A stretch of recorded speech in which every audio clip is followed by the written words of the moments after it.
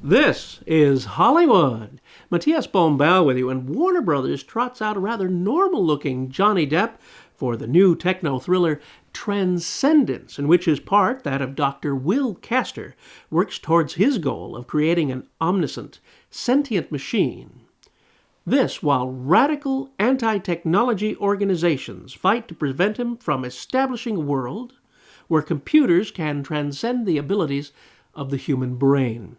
Here, at a lecture that takes place at the UC Berkeley campus, he explains his development. For 130,000 years, our capacity for reason has remained unchanged. The combined intellect of the neuroscientists, engineers, mathematicians, and hackers in this auditorium pales in comparison to even the most basic AI. Once online, a sentient machine will quickly overcome the limits of biology. And in a short time, its analytical power will be greater than the collective intelligence of every person born in the history of the world. So now imagine such an entity with a full range of human emotion, even self-awareness. Some scientists refer to this as the singularity. I call it transcendence.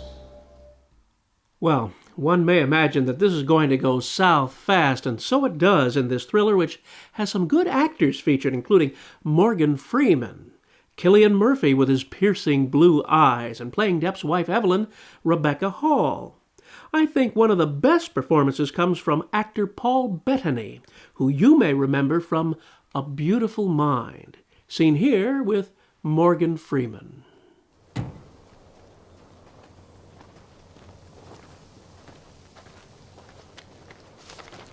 You've got terrible handwriting. I haven't handwritten anything since I was at school. But it was the only secure way I could think of reaching you. How did they turn you? How's Evelyn? She can't see it for what it is. But you can. Your letter says you can stop it. If those hybrids are networked, they're running on software I helped write. Software I can hack to build a virus. That would require capturing one. Which would require help from your friends in the government. Yeah.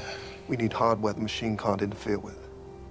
Nothing with a microchip, not even power locks. You may have picked up by this point in the story that things have gone south and all is not well. The same can be said for the script and this movie itself. It is a polished, big studio production, well photographed, and it had my attention until the supercomputer started regenerating human life itself and in an instant healing the sick and making them part of a network.